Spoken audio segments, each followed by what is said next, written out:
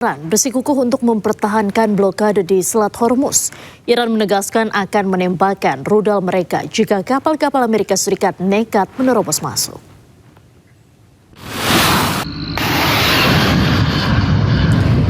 Angkatan bersenjata Iran merilis sebuah video rudal-rudal yang ditembakkan. Ini merupakan sikap tegas yang diambil oleh Iran untuk menghalau kapal milik Amerika Serikat yang nekat menerobos blokade di Selat Hormuz. Dikutip dari kantor berita Iran Fars, 2 rudal menghantam kapal Amerika Serikat karena dinilai melanggar peringatan Iran.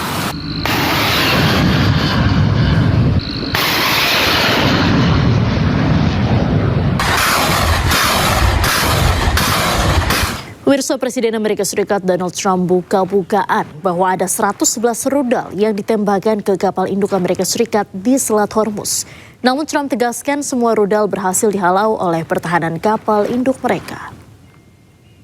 Unbelievable, Patriots, unbelievable. We had recently 111 missiles shot at one of our very valuable objects, something called an aircraft carrier.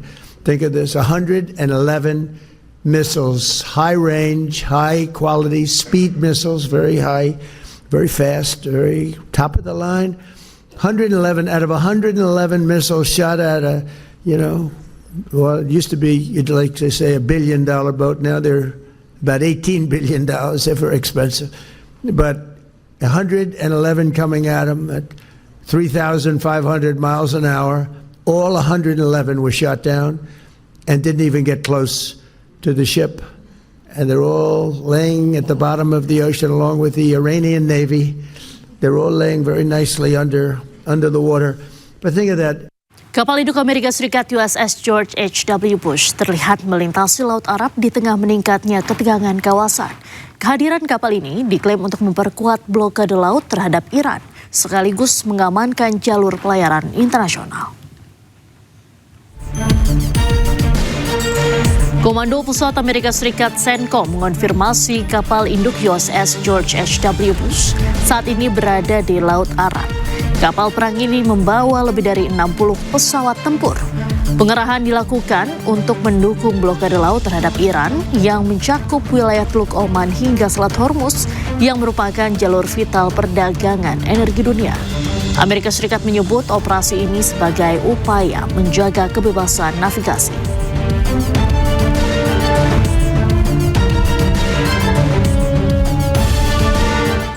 Presiden Amerika Serikat Donald Trump menyatakan bahwa pembicaraan dengan Iran berlangsung baik.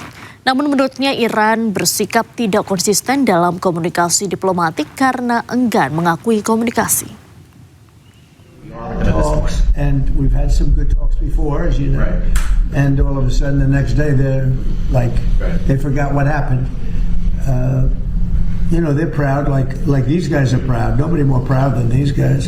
Sometimes they fight on pride because, they're injured, they're hurt. No matter how great you are, you get hit by somebody else that looks like them.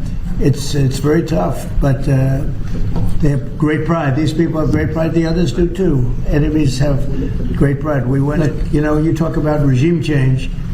Their first level leaders are dead. Their second level leaders are dead. Some of their third level leaders are dead. I call that regime change. Baru 2 hari digelar, Amerika menghentikan sementara operasi pembebasan Project Freedom pada kapal-kapal yang terjebak di Selat Hormuz. Meski operasi pembebasan dihentikan sementara, namun Amerika tidak membuka blokadenya.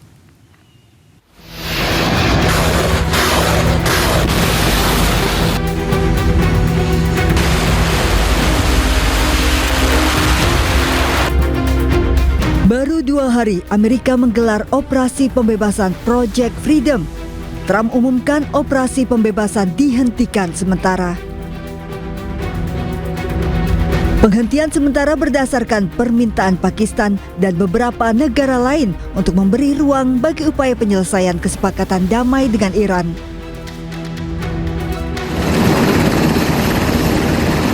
Meski operasi pembebasan Project Freedom terhadap kapal yang terjebak di Selat Hormuz ditangguhkan sementara, namun Amerika tidak akan membuka blokadenya dari Hormuz. As a direct gift from the United States to the world, we have established a powerful red, white, and blue dome over the strait. American destroyers are on station supported by hundreds of fighter jets, helicopters, drones, and surveillance aircraft, providing 24/7 overwatch for peaceful commercial vessels, except Iran's, of course, which is why our ironclad blockade remains in full effect as well. In fact, 6 ships tried to run the blockade out of Iranian ports as Project Freedom commenced, and they were all turned around. Allahu Akbar! Allahu Akbar! Sebelumnya, Menteri Perang Amerika Serikat Pete Hegseth memberi sinyal kesiapan penuh militer Amerika dan menyebut telah membangun kubah di atas Selat Hormuz. Merespon Project Freedom yang diklaim Amerika Serikat sebagai operasi pembebasan, Iran sepenuhnya siap menghadapi skenario apapun. Bahkan saat kapalnya diserang, Teheran protes menyebut kapal yang diserang Amerika merupakan kapal sipil. Serangan Amerika juga menewaskan 5 ABK Iran. Hingga kini Iran menilai Amerika menjalankan kebijakan tekanan maksimum yang meminta Iran tunduk penuh pada tuntutan sepihak Amerika, sementara proposal damai Iran juga ditolak Amerika. Menteri Luar Negeri Amerika Serikat Marco Rubio mengatakan operasi militer Epic Fury ke Iran dihentikan. Amerika Serikat menyebut akan fokus pada pembebasan Selat Hormuz.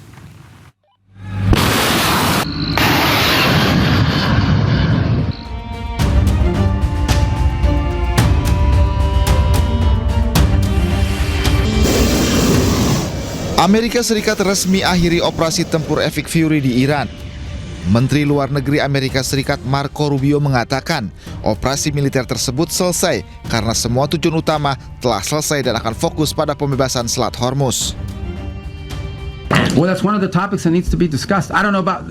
I think you're linking it. The operation is over.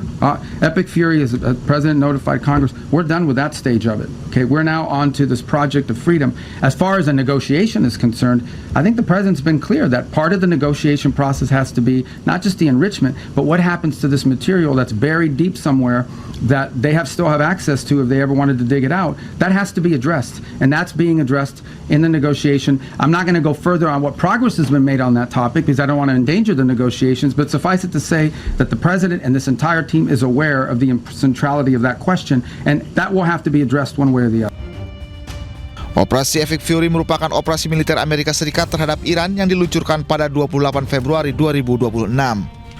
Menteri Perang Amerika Serikat saat itu mengatakan misi Epic Fury yakni menghancurkan rudal ofensif Iran, Angkatan Laut Iran, serta infrastruktur keamanan lainnya.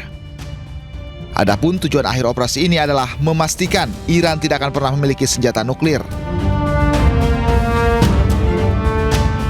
Berdasarkan pernyataan Kementerian Luar Negeri Amerika Serikat, operasi Epic Fury dilakukan atas permintaan dan untuk membela Israel selaku sekutu dekat Amerika Serikat. Perdana Menteri Israel Benjamin Netanyahu menyebut berakhirnya serangan Amerika Serikat terhadap Iran bukanlah suatu kejutan. Ia yakin Amerika Serikat tetap mampu mencapai tujuan utama perang, yaitu melumpuhkan nuklir Iran. אנחנו מקיימים קשר רציף עם ידידינו בארצות הברית. אני משוחח עם הנשיא טראמפ כמעט על בסיס יומיומי. האנשים שלי והאנשים שלו משוחחים על בסיס יומיומי, כולל היום. ואני אדבר יותר מאוחר גם עם הנשיא טראמפ הלילה. יש בינינו תיאום מלא, אין הפתעות. אנחנו חולקים יעדים משותפים, והיעד החשוב ביותר הוא הצעת החומר המועשר מאיראן, כל החומר המועשר, ופירוק יכולות ההעשרה באיראן.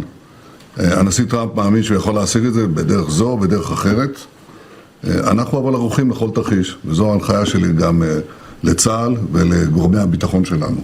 ישראל חזקה מאי פעם, איראן וגורותיה חלשות מאי פעם. Presiden Amerika Serikat Donald Trump mengklaim Iran telah menyepakati proposal yang melarang Iran memiliki senjata nuklir. Namun hingga kini belum ada pernyataan resmi dari Iran terkait klaim tersebut.